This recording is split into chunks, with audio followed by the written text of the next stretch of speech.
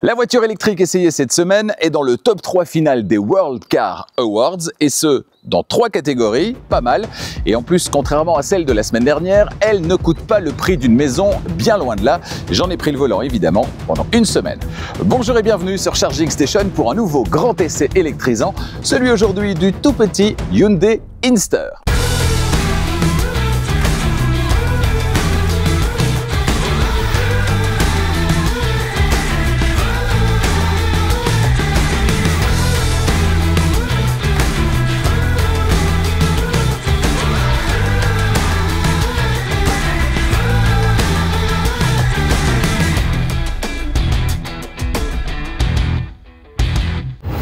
Cet essai vous est proposé par Arval, solution de leasing pour professionnels et particuliers. Autoscout 24, la plus grande plateforme en ligne de vente de voitures neuves et d'occasion en Europe. Et Luminus, des solutions de recharge qui vous suivent partout. Le très attendu Hyundai Inster est enfin sur nos routes et le moins que l'on puisse dire, c'est qu'avec cette ligne originale, il attire tous les regards. Nul doute que sa présence dans le tableau final des World Car Awards ne fera qu'accentuer l'intérêt qu'il suscite. Verdict concernant les World Car Awards le 16 avril depuis le salon de New York. Le constructeur sud-coréen Hyundai est un habitué des World Car Awards puisque plusieurs de ses modèles ont déjà été récompensés, comme la Ioniq 5 et la Ioniq 6, respectivement en 2022 et 2023. Mais au-delà des récompenses, que vaut ce Hyundai Inster dans la vraie vie, alors que sur papier, il ne manque pas d'intérêt? Eh bien, pour le savoir, j'en ai pris le volant pendant une semaine complète dans mes trajets du quotidien. Quelles sont ses qualités, mais également ses défauts? Eh bien, les réponses aux questions que vous vous posez se trouvent forcément dans cet essai. Allez, avant de démarrer, vous ne l'avez pas encore fait, faites-le maintenant. Abonnez-vous à Charging Station et n'oubliez pas d'activer la clochette des notifications pour être prévenu dès qu'une nouvelle vidéo électrisante est disponible. La prochaine, ce sera dans quelques jours. D'abord, le premier trajet, ensuite le grand essai d'une voiture que vous attendez avec impatience. Il s'agit de la Ford Capri, alternative au Ford Explorer. Les deux sont basés sur la même architecture puisque Ford est allé chercher la partie technique chez Volkswagen, la plateforme MEB de Volkswagen.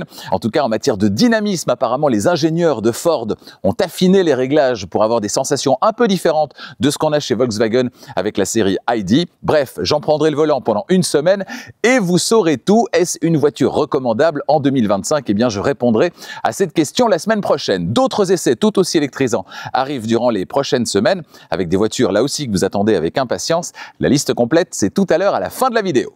Extérieurement, ce Hyundai Inster, on reconnaît instantanément son appartenance à la famille Hyundai récente grâce aux pixels LED. Ces pixels qu'on va retrouver ici, qu'on retrouve également à l'arrière et qui sont caractéristiques des Ioniq 5, Ioniq 6 ou même du Hyundai Kona. Alors à l'avant, la signature visuelle ici en partie supérieure est détachée des phares qui se trouvent ici en partie inférieure dans une partie noire, donc assez masquée, assez invisible quand ils sont éteints, ce qui donne à la face avant eh bien, beaucoup plus d'expressivité. On retrouve ça maintenant sur pas mal de véhicules. Sur le côté, on a des poignées arrière dissimulées dans la partie en plastique à l'arrière des portières et puis des jantes de 15 ou 17 pouces selon les versions. On est ici en présence de jantes de 17 pouces. Notez que sur les versions équipées des barres de toit, comme c'est le cas de cette voiture d'essai, eh bien la hauteur plus grande de 3 cm fait que la voiture, vue de devant ou de derrière, est parfaitement carrée puisque la largeur et la hauteur sont les mêmes. 1,61 m. Notez enfin que sur la version Cross équipée du bac de toit, la hauteur grimpe à 1,72 m. Cette finition est également 2 cm plus longue, soit 3,85 m. Techniquement, deux versions sont disponibles, deux tailles de batterie en fait qui correspondent à deux niveaux de puissance, 97 et 115 chevaux. Dans les deux cas, on a un moteur électrique synchrone à aimant permanent qui est situé à l'avant, vous le voyez, sous le capot. Il entraîne les roues avant, évidemment, c'est donc une traction. Alors pas de place à l'avant pour un frunk, il faudra se contenter de l'espace disponible à l'arrière. Il y a pas mal de choses à en dire d'ailleurs, des bonnes et des moins bonnes. Pour alimenter le moteur électrique de ce Hyundai Inster, eh bien une batterie haute tension située sous le plancher entre les 4 roues. Batterie NMC, ça c'est pour la chimie, nickel, manganèse, cobalt. Et au programme, on a donc deux capacités différentes, 42 et 49 kWh.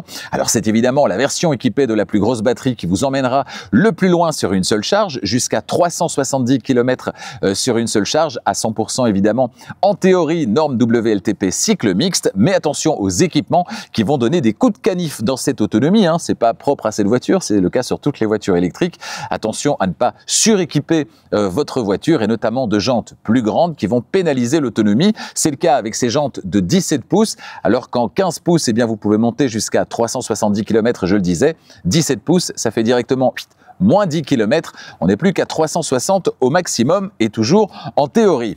La version la plus extrême en termes de non-efficience, ce sera la version Inster Cross, évidemment, qui est déjà à la base équipée des jantes de 17 pouces. Si en plus vous lui ajoutez le bac de toit, eh bien là, ce sera carrément moins 77 km par rapport aux 370. Ça veut donc dire, si on calcule vite, eh bien oui, on se retrouve sous les 300 km. Look ou autonomie, il faut choisir. Pour recharger la batterie, ça ne se passe ni à gauche, ni à droite, ni à l'arrière, mais bien à l'avant. Alors un endroit qui n'est pas forcément toujours très approprié. Pourquoi? Parce qu'au moindre coup, déjà, la porte risque de se bloquer. Et puis, pour certains, c'est pas l'endroit idéal en fonction de là où se trouve votre chargeur. Chacun évaluera évidemment en fonction de ses conditions de recharge. Alors, on a deux connecteurs, évidemment, hein, comme à chaque fois. En partie supérieure, avec un petit cache. C'est dommage. Moi, j'aime bien quand le connecteur du quotidien, il n'y a pas de petit cache à retirer. C'est toujours une petite manipulation à ne pas effectuer. Ici, il y en a un. Connecteur de type 2 pour la recharge sur le courant alternatif, celui qui circule dans nos rues et dans nos maisons. C'est la recharge du quotidien reliée à un chargeur embarqué de 11 kW, ce qui est totalement la norme aujourd'hui en 2025. Si vous devez recharger sur la route lors de très longs trajets, eh bien dans ce cas-là, on retire le deuxième petit cache. On a la somme des deux connecteurs, c'est le connecteur combo CCS avec une puissance de recharge acceptée sur le courant continu par cette voiture de 85 kW, ce qui va permettre de passer de 10 à 80% de capacité de batterie en 30 minutes, ce qui est relativement dans la norme aujourd'hui également en 2025. Mais dans la vraie vie, est-ce qu'elle les tient, ces 30 minutes? Eh bien la réponse, maintenant. 30 minutes, c'est la promesse pour passer de 10 à 80% de capacité de batterie sur le courant continu. Je suis arrivé à ce superchargeur avec 10% de capacité de batterie. Il fait actuellement 13 degrés à l'extérieur. La voiture annonce 30 minutes là tout de suite. La charge a démarré depuis une petite minute, donc on est relativement dans les clous. Est-ce qu'elle va les tenir? La réponse dans quelques secondes. La recharge a démarré à 17h28, il est 17h58. Est-ce qu'on a atteint les 80% de capacité de batterie? Eh bien oui, vous le voyez, batterie à 80%, la recharge vient de se terminer. 30 minutes donc pour passer de 10 à 80%, promesse tenue. Enfin, notez que cette voiture est compatible V2L, Vehicle to Load, c'est-à-dire qu'elle a la possibilité d'alimenter des appareils électriques externes, soit via une prise classique, disponible dans le Sensation Pack en Belgique. Elle se trouve au pied de la console centrale avec une puissance délivrée de 3,6 kW maximum, ou bien via le port de recharge sur lequel vous allez brancher un adaptateur optionnel. Cette voiture est également équipée de la pompe à chaleur et du préconditionnement de la batterie, et ce à partir du niveau Edge en Belgique. Voyez sur le configurateur en ligne qui correspond à votre pays quelles sont les conditions pour obtenir tel ou tel équipement. Ça peut varier d'un pays à l'autre, raison pour laquelle je vous renvoie vraiment sur le configurateur qui correspond à votre pays. Toujours concernant la recharge, Luminus, partenaire de Charging Station, vous propose des solutions de recharge qui vous suivent vraiment partout, à la maison, au travail, mais également sur la route. Luminus vous propose des bornes de dernière génération, histoire de profiter dans les meilleures conditions et surtout au meilleur prix de votre voiture électrique, spécifiquement si vous rechargez votre voiture à votre domicile. L'offre de Luminus s'adresse aussi bien aux entreprises qu'aux particuliers, alors découvrez-la en vous rendant sur leur site internet luminus.be/e-mobility. Sur ce Inster, vous l'avez vu et je vous le disais tout à l'heure, il n'y a pas de frunk, pas de coffre à l'avant. La capacité de chargement, elle est donc exclusivement ici à l'arrière. Ce coffre est-il pratique à l'usage? Il y a du bon, du très bon sur ce Inster, mais également peut-être un petit bémol, on découvre ça maintenant. L'ouverture, elle est forcément manuelle sur toutes les finitions. Sur une voiture du segment A, on n'attend pas forcément une ouverture électrique. Concernant la disposition, alors il y a des versions 4 places et des versions 5 places. En Belgique, on a ici une version 4 places. En France, vous avez le choix, 4 ou 5 places, notamment pour bénéficier du bonus, ce sera d'office la version 5 places. Or, la version 4 places est selon moi la plus pratique puisqu'elle vous permet de faire varier la taille du coffre de 238 litres à 351 litres, alors qu'on sera à 280 sur la version 5 places avec la banquette arrière fixe. Ici, elle est donc coulissante sur 16 cm de manière individuelle. C'est très pratique. Vous pouvez également faire incliner plus ou moins le dossier de votre siège à l'arrière. Ça aussi, c'est vraiment pratique pour avoir une position qui est quasiment une position lounge dans cette voiture. Oui, de largement moins de 4 mètres. C'est absolument incroyable. J'ai circulé cette semaine en famille. On est 4, 2 adultes, 2 grands adolescents. Et je peux vous dire qu'on était tous très bien installés alors qu'on est tous très grands dans la famille. Dans une voiture de cette taille, c'est carrément incroyable. Alors ici, vous avez à gauche la position la plus reculée, c'est-à-dire le siège reculé au maximum et le dossier qui est incliné au maximum. Et ici à droite, vous avez la position la plus avancée, donc qui donnera le plus de place au coffre, c'est-à-dire avec la banquette vers l'avant, le siège vers l'avant et la position la plus redressée, en tout cas pour pouvoir toujours mettre ici cette petite astuce, c'est-à-dire cette petite tablette qui vient prolonger la tablette fixe, la tablette en dur et qui va évidemment, comme ici, eh bien, quand on recule le siège ou qu'on incline le dossier, eh bien, va se replier ici en dessous. C'est plutôt pas mal, histoire de en permanence avoir cette possibilité d'avoir ce cache-bagage qui est efficace, quelle que soit la configuration. Ça, c'est vraiment bien.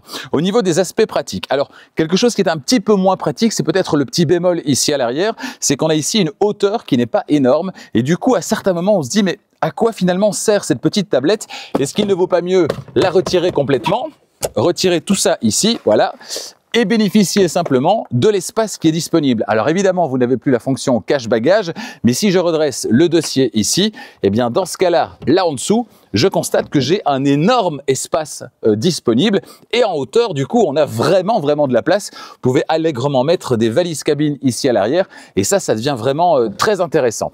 Par contre, pas de connectique particulière ici, rien de tout ça. Et au niveau du seuil de chargement, c'est plutôt pas mal. Alors oui, il est relativement haut, mais on a un plancher du coffre ici qui est relativement affleurant, qui est un tout petit peu plus bas que le seuil de chargement. Donc pour le quotidien, ça va être très bien. Bon, le deuxième petit bémol, c'est peut-être ces petites astuces ici qui vont faire que quand on va incliner complètement la banquette arrière, eh bien on aura, oui, effectivement, un plancher qui est complètement plat, mais avec ceci, moi je trouve que ça fait un petit peu bricolage. Dites-moi peut-être ce que vous en pensez.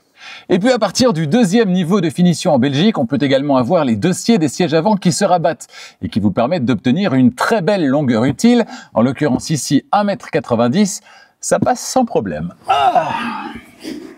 Cette voiture, elle mesure 3,83 m de long, ouais, vous avez bien entendu, et regardez l'espace que j'ai à l'arrière. C'est juste incroyable. Le siège avant est réglé pour mon 1,90 m et j'ai une place royale. Alors je vous le disais il y a un instant, on peut abaisser le dossier des sièges arrière, donc je peux être en position encore plus couché, en position lounge carrément ici, et j'ai toujours énormément de place au niveau des genoux. J'ai de la place au niveau des pieds pour les insérer en dessous du siège avant. Franchement, c'est royal ici à l'arrière, c'est assez incroyable dans une voiture de cette taille. Ça, c'est un gros avantage par rapport à une Renault 5 par exemple, qui est plus grande et qui pourtant à l'arrière n'offre pas beaucoup de place, voire pas du tout. Si vous êtes grand à l'avant, il n'y a quasiment aucune place à l'arrière. Alors en option, vous pouvez avoir un toit ouvrant. Lui, il n'est pas très grand, on n'a pas un toit panoramique, mais voilà, c'est toujours une source de lumière supplémentaire. C'est assez sympa. Ici, rien au niveau du dossier des sièges arrière. Il n'y a pas de poche aumônière. Par contre, à l'arrière du siège passager, on a des petits crochets qui vont permettre de fixer des accessoires, comme par exemple une petite tablette. Et ça, c'est vraiment sympa. Une seule prise USB à l'arrière, c'est une USB-C qui est plutôt mal positionnée. Elle est là-bas à aller chercher à l'arrière de la console centrale, derrière l'accoudoir des sièges avant. Ça, c'est pas vraiment génial. À l'arrière, pas d'accoudoir évidemment, puisqu'on a juste deux places qui sont inclinables et orientables individuellement. Pas d'accoudoir central, mais deux vraies places ici à l'arrière, alors que sur la version à 5 places, on n'aura pas cette modularité, on l'a dit, mais on aura sans doute beaucoup moins d'espace, puisque à 3, dans une largeur comme celle-ci de 1,61 m, ça risque d'être un petit peu rikiki. Le plancher, il est parfaitement plat. Bref, on est plus que bien installé dans cette voiture, certainement compte tenu de ses dimensions. C'est juste incroyable. Sur cette finition à la présentation citronnée, la première impression est évidemment une impression de fraîcheur, mais aussi de qualité, parce qu'on remarque tout de suite qu'on est dans un vrai intérieur de Hyundai, qu'on connaît et donc qui rassure. On retrouve certains repères.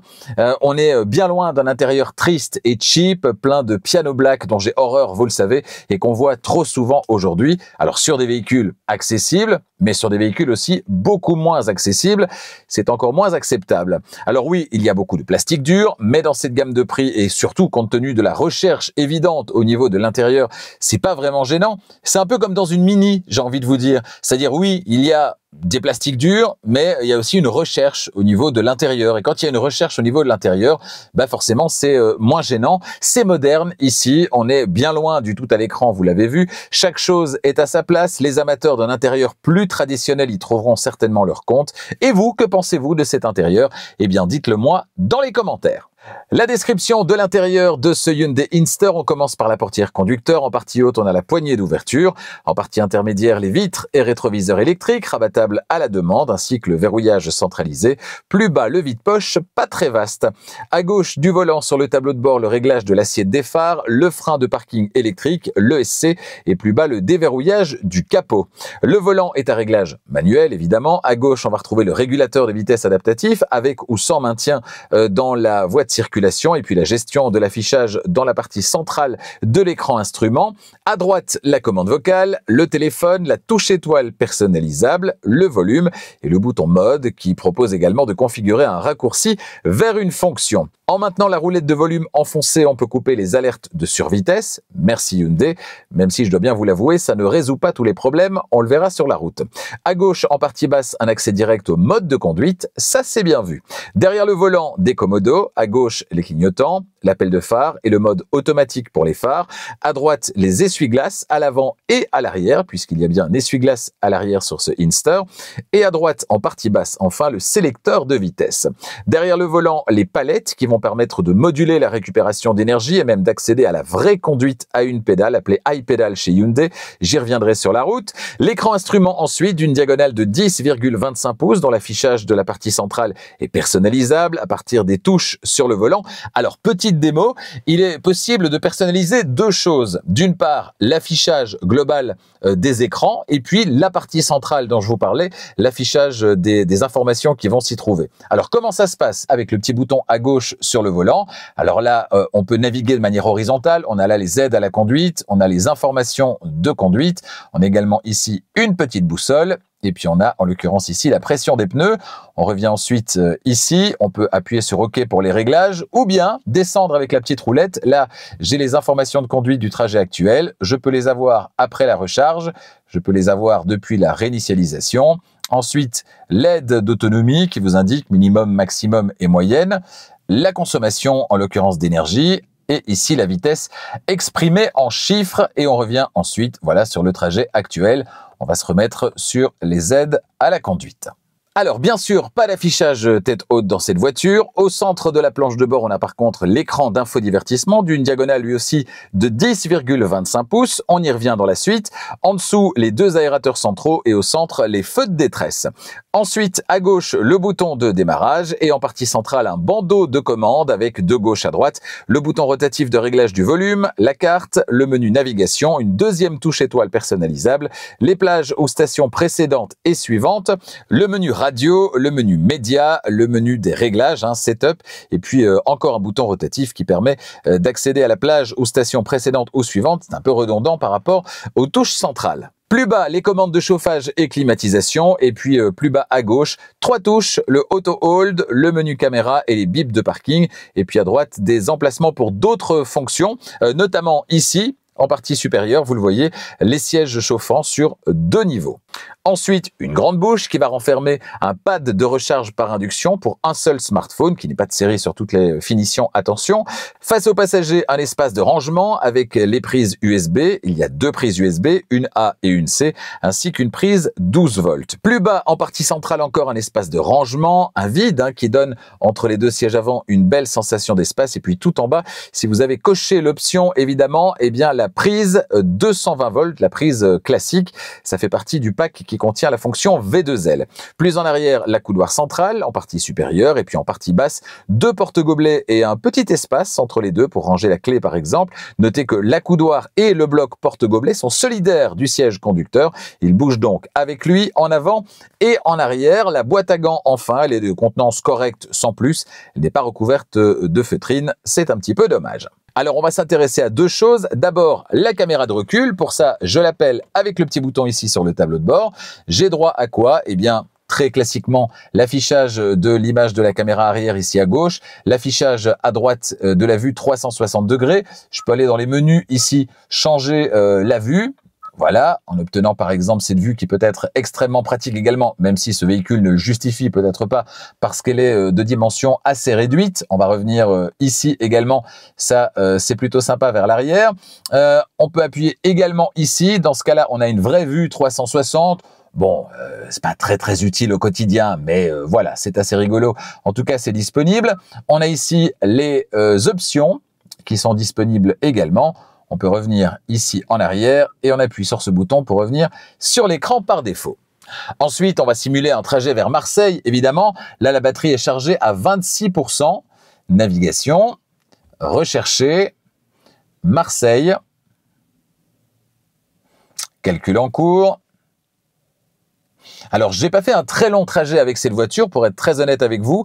Je vais laisser à d'autres le soin de décortiquer ce système de navigation et ce planificateur d'itinéraire sur un très long trajet. Je sais que certains n'ont pas été très convaincus par ce système. Je peux pas vraiment donner mon avis, étant donné que j'ai pas fait de très longs trajets avec ce planificateur d'itinéraire qui apparemment a fait que quelques-uns se sont arrachés les cheveux. Les stations de charge disponibles seront mises à jour pendant la conduite. Ça veut dire qu'elles ne sont pas toutes insérées dès le départ, ce qui peut être un petit peu dommage effectivement. Là, il me conseille un trajet de 1017 km pour 10h41, mais sans doute en ne tenant pas compte vraiment de toutes les stations de recharge, puisque elles ne sont pas affichées, donc c'est un petit peu compliqué de savoir s'il en tient compte ou s'il n'en tient pas compte. Toujours est-il que là, on a déjà droit à 4 sessions de recharge, une première quasiment au démarrage, ce qui est assez logique puisqu'on est à 26%, une en arrivant au Luxembourg, et puis 2 déjà ici en France, aux alentours de Metz et de Nancy sans doute.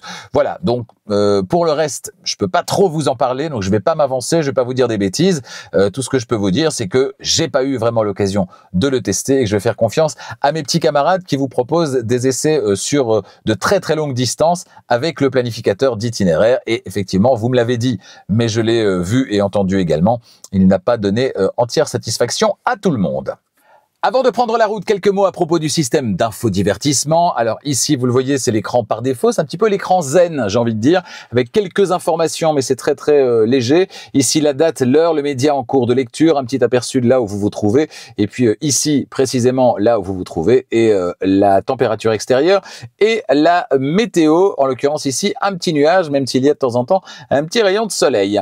Ensuite, 2 pages avec les applications qu'on va pouvoir détailler, notamment ici l'application VE qui va concerner tout ce qui concerne la partie électrique, donc notamment si vous voulez planifier par exemple une heure de démarrage, que votre véhicule du coup soit à température, ce qui évitera quand vous débrancherez le véhicule s'il a rechargé pendant la nuit par exemple, eh bien qu'il pompe déjà sur la batterie pour réchauffer l'habitacle, il sera déjà à température et donc vous gagnerez en autonomie. Le menu V2L, si votre voiture en est équipée, vous allez pouvoir définir les paramètres V2L, le seuil en dessous duquel vous ne voudrez pas que la voiture descende en termes de charge de batterie. Alors là, la carte, la navigation, on l'a vu. On a ensuite le téléphone, projection du téléphone, ce sera d'office filaire. Apple CarPlay et Android Auto sont compatibles, mais donc uniquement avec fil. Mémo vocaux, la climatisation ici. Alors, vous pouvez y accéder ici, mais vous pouvez surtout y accéder via les touches physiques. Franchement, c'est ce que je vous conseille. Et vous l'avez vu, il y a des petites infos en plus ici à droite. Déshumidification automatique, désembuage automatique et activer lorsque le liquide lave-glace est utilisé. Activer l'air recyclé. C'est une charmante petite attention. Mode voiturier, mode silencieux également. Alors ça, si vous cliquez, vous allez voir que le son n'est diffusé que pour les sièges avant. Ça veut dire que c'est le mode silencieux pour permettre aux enfants qui se sont éventuellement endormis à l'arrière, eh bien de ne pas être réveillés. Blue Link. C'est disponible également avec calendrier, météo, sport, diagnostic du véhicule, paramètres Blue Link, etc. L'occasion de rappeler qu'il y a une application également qui est plutôt bien faite avec pas mal de paramètres, verrouillage, déverrouillage, etc., etc. Et puis surtout que cette voiture, si vous optez pour cette option, eh bien, est compatible également Digital Key to Touch, c'est-à-dire la possibilité de transformer votre téléphone en clé. Vous allez pouvoir donc accéder à votre véhicule et circuler avec votre véhicule juste avec votre téléphone. C'est plutôt sympa et vous allez pouvoir partager la clé également avec d'autres personnes qui auront donc accès au véhicule également. C'est plutôt chouette. Ensuite, Hyundai Live, infotrafic. station de charge en ligne et stationnement en ligne. On a ensuite les paramètres et si on continue, des petites infos, un peu capricieux, des petites infos auxquelles on peut accéder notamment via les boutons physiques, donc autant le faire, notamment radio et médias, notifications et puis le manuel. On revient sur l'écran par défaut et on le voit ici, il y a des profils également disponibles dans cette voiture. Et puis ici, donc ça c'est le bouton Home, le bouton maison pour revenir, si j'appuie une nouvelle fois sur cet écran par défaut.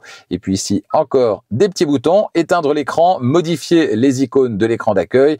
Et puis si j'appuie sur ce bouton, voilà, vous allez pouvoir réorganiser les choses pour mettre par exemple sur une partie de l'écran ou sur une page en particulier les menus auxquels vous accédez plus régulièrement, histoire de vous faciliter la vie. Voilà pour ce qui est de la description de ce système d'infodivertissement.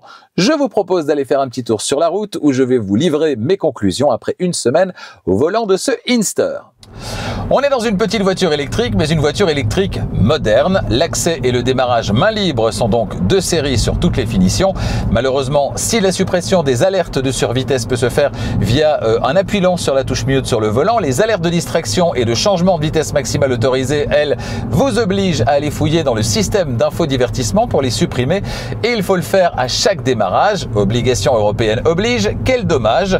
Une solution à la Renault Dacia avec un menu préférence que vous configurez une fois pour toutes et que vous rappelez à chaque démarrage simplement en pressant un bouton, c'est tellement plus ergonomique, je ne comprends pas que d'autres constructeurs n'y aient pas pensé. Alors vous me direz, oui mais il suffit de respecter les règles, ok, sauf que pour l'alerte de distraction par exemple, eh bien l'alerte de distraction elle est beaucoup trop tatillonne, donc si vous ne la supprimez pas, ça vous rappelle à l'ordre en permanence, y compris quand vous regardez l'écran instrument ou l'écran d'infodivertissement, c'est assez incompréhensible. Si on considère que l'Inster est fait pour la ville et donc pour des trajets globalement assez courts, alors pas de problème, les sièges donneront entière satisfaction. Si par contre vous envisagez de conduire de manière plus dynamique ou que vous envisagez de très longs trajets, eh bien là les choses vont un petit peu se gâter. En conduite dynamique parce que le maintien latéral sera forcément un peu faible et puis sur long trajet, alors rien à voir avec les sièges, c'est juste parce que là l'accoudoir sur la portière, il est en plastique dur, sans rembourrage, pas génial. Alors que l'accoudoir central lui est certes plutôt étroit, on est plutôt dans une ambiance avion, mais très confortable, c'est déjà ça. Malheureusement, à gauche, c'est pas le cas. Bon, le petit bémol en matière de confort, ça va être pour le conducteur. Si vous êtes grand comme moi, vous devez reculer très fort le siège. Vous l'avez peut-être vu dans la vidéo premier trajet. Vous reculez très fort le siège et donc vous avez quoi? Le montant latéral ici qui frotte un petit peu et ça, c'est pas très agréable. Donc pour les grands formats, malheureusement, comme dans une Dacia Spring par exemple, ça cogne et on se sent un petit peu à l'étroit. Pas de volant capacitif sur ce Inster, mais la sensibilité des réglages est telle que même si vous ne restez pas actif au volant en conduite assistée, la voiture va pas vous rappeler à l'ordre. C'est un bon point. Sur cette finition haut de gamme, toutes les aides à la conduite sont présentes et il y en a vraiment beaucoup. Régulateur de vitesse adaptatif avec maintien au centre de la voie de circulation et donc la conduite assistée. Ce n'est pas tout. La voiture peut également s'adapter au tracé de la route et par exemple ralentir, toujours en conduite assistée, à l'approche d'une courbe. Sur une voiture du segment A, c'est assez inédit. L'ensemble fonctionne très bien. Vous pouvez aller très loin dans les réglages en ajustant par exemple la réactivité du régulateur de vitesse adaptatif lorsqu'il doit s'adapter. On a poussé les choses très loin chez Hyundai en la matière. Bravo! Eco, Normal, Sport et Snow sont les 4 modes de conduite disponibles via le petit bouton ici sur le volant. Eco pour aller un petit peu plus loin sur une seule charge en dégradant les performances.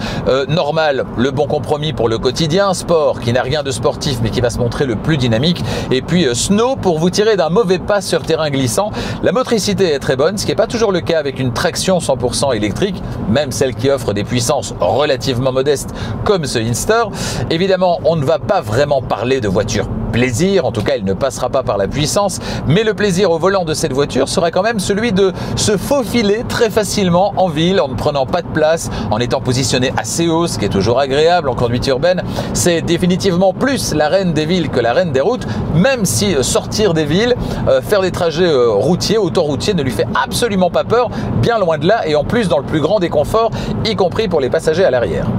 En ville, les bruits sont bien maîtrisés, l'avertisseur piéton n'est pas trop envahissant dans l'habitacle, l'Inster est donc silencieux. Sur voie rapide, c'est plus compliqué avec des bruits aérodynamiques qui sont plus présents, un peu de bruit de roulement également, et puis même ce qui semble être le bruit du moteur électrique. Cela dit, tout ça n'est pas non plus insupportable, et si vous venez d'une voiture thermique, vous trouverez votre Inster particulièrement silencieux. C'est juste pas la voiture électrique la plus silencieuse, c'est tout. Un mot concernant le système audio qui fait très correctement son travail dans cette voiture. On n'a pas l'impression d'écouter de la musique dans une boîte de conserve, loin de là, le son est vraiment convaincant, et la radio digitale en DAB+ fonctionne bien également, pas de coupure intempestive, franchement c'est top. Vous souhaitez tracter une charge avec votre Inster, ce n'est malheureusement pas possible. Cela dit, vous pourrez quand même placer une boule d'attelage sur laquelle vous pourrez fixer un porte-vélo, c'est déjà ça. Le diamètre de braquage, il est de 10,6 mètres, alors c'est assez quelconque hein, compte tenu de la taille réduite de l'Inster. C'est 30 cm de plus qu'une Renault 5 qui est pourtant près de 10 cm plus grande, et c'est plus que bien des voitures. Les propulsions bien plus grandes chez Volkswagen sur la plateforme MEB. Avec le moteur à l'arrière, il y aurait eu plus de place pour que les roues avant puissent tourner davantage, comme chez Volkswagen. Malheureusement, ici, c'est une traction. Gros point positif sur ce Inster, la récupération d'énergie sur 4 niveaux, de la roue libre à une forte récupération, plus un 5e niveau, le high pedal qui va jusqu'à l'arrêt complet et est très bien calibré. Franchement, dans la catégorie, c'est assez inédit. On a une vraie conduite à une pédale performante sur cette voiture. C'est vraiment top, et ce Inster en la matière, il fait clairement la différence par rapport à une concurrence qui ne propose jamais un tel niveau d'équipement aussi bien calibré en matière de freinage et de récupération d'énergie. Alors pour couronner le tout, le freinage il est performant, la sensation au niveau de la pédale elle est plutôt agréable. En matière de freinage, le poids limité doit aider évidemment. On est sur 1300-1400 kg, alors je dis limité, c'est limité pour une voiture électrique évidemment. Les phares et les feux sont à technologie LED avec allumage automatique, basculement automatique entre feu de route et feu de croisement, et ce sur toutes les finitions. Voyez ce que ça donne dans l'obscurité. Le seul bémol, c'est que vous devez initier le basculement automatique en poussant une fois le commode de gauche vers le tableau de bord en début de trajet ou quand vous en avez besoin pendant votre trajet. C'est donc pas full automatique puisqu'une première action est requise, une seule, mais une de trop, c'est un peu dommage. L'autonomie théorique de ce Hyundai Inster, c'est entre 293 et 370 km en cycle mixte norme WLTP sur cette version équipée de la grosse batterie, suivant le niveau d'équipement évidemment.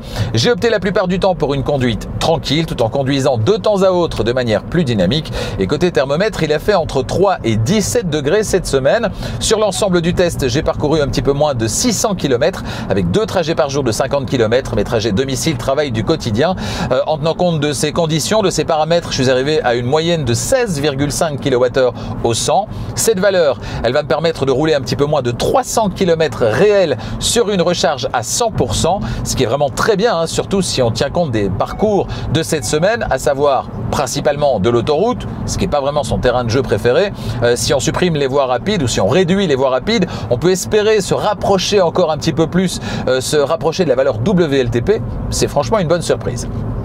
Les prix, les voici à présent pour la Belgique, la France et la Suisse. Alors selon les pays, on a plus ou moins de niveaux de finition qui ne s'appellent pas d'ailleurs de la même manière d'un pays à l'autre. Allez faire un tour sur le configurateur en ligne. Sur cette voiture d'essai, on est sur une finition Edge en Belgique. Prix de départ 31 799 €, 31 799 €. Les options dont cette voiture est équipée, elles sont pas si nombreuses. On a le Sensation Pack qui va comprendre la clé numérique, également le toit ouvrant qu'on a vu tout à l'heure, et puis la fonction V2L, Vehicle to Load. On a la peinture Mica également, 600 €, 1500 € pour le Sensation Pack en Belgique. Total de la facture chez nous, eh bien 33 899 €, 33 899 €. Surfez plus que jamais sur le site internet de Hyundai qui correspond à votre pays pour découvrir quelles sont les finitions proposées chez vous, les packs d'options, les équipements inclus selon le niveau de finition, etc. Concoctez-vous votre Inster idéal, configurez-le et déterminez votre prix. Toujours concernant le prix, Arval, partenaire de Charging Station, vous propose des solutions de leasing, de location longue durée pour les entreprises, mais également pour les particuliers. Alors pour les entreprises, on connaît ça depuis un certain temps, c'est le leasing opérationnel avec la facilité de gestion au quotidien puisque tout est inclus et puis la déductibilité également. Pour les particuliers, c'est plus récent. Les avantages sont les mêmes, si ce n'est que vous n'avez pas la déductibilité, bien sûr, mais le tout en un est quelque chose de très pratique et puis surtout dans ce tout en un, il y a la facilité de gestion au quotidien, il n'y a pas des mois où vous allez devoir sortir des centaines d'euros en plus parce que vous allez devoir payer l'assurance, les pneus, etc. Donc ça, c'est votre budget voiture en fait qui est parfaitement maîtrisé. Ça, c'est une chose. Et puis, vous êtes de plus en plus nombreux à me dire, oui, mais combien vaudra une voiture électrique dans 3 ans, 4 ans, 5 ans, celle-là ou une autre? Eh bien, on ne le sait pas. C'est vrai que sur le marché de l'occasion, actuellement, il y a de très belles affaires à faire, mais ça veut dire aussi que les voitures ont énormément décoté. Tout ça doit s'équilibrer et donc vous êtes dans une période d'incertitude que je peux comprendre. Dans ce cas-là, la formule de leasing est peut-être la solution idéale pour vous, puisque justement, combien vaudra votre voiture dans 3 ans, 4 ans ou 5 ans? C'est pas vous qui prenez le risque de la valeur résiduelle, c'est la société de leasing. Demandez donc une offre, ça n'engage à rien, sur le site internet d'Arval qui correspond à votre pays. Demandez une offre et vous serez convaincu. Votre prochaine voiture, vous la voulez tout de suite ou peut-être en avez-vous besoin tout de suite pour des raisons professionnelles par exemple? Eh bien dans ce cas-là, surfez sur Autoscout24, c'est le plus grand site internet de vente de voitures en Europe. Sur Autoscout24, plus de 100 000 voitures vous attendent actuellement et quand je dis qu'elles vous attendent, c'est qu'elles sont disponibles immédiatement, ce qui pour vous peut être très utile. Alors 100 000 voitures, parmi ces voitures évidemment des voitures d'occasion, de plus en plus de véhicules électrifiés également, 100% électriques à des tarifs, je vous disais il y a un instant, très intéressant. Certaines voitures ont pas mal décoté pour des raisons qui ne sont pas forcément des raisons objectives. Il y a donc de vraies affaires à faire, notamment sur Autoscout24. Alors sur Autoscout24, vous avez la possibilité également de faire reprendre votre véhicule actuel. Vous rentrez ses caractéristiques et vous recevez une offre en retour. Vous avez également accès à une partie du site qui est entièrement dédiée à la voiture électrique avec un calculateur d'autonomie, un calculateur de temps de recharge. Si vous passez à la voiture électrique actuellement, eh bien, allez faire un petit tour. Ça peut peut-être vous rassurer concernant l'autonomie de votre future voiture et puis le temps que vous allez devoir passer à recharger.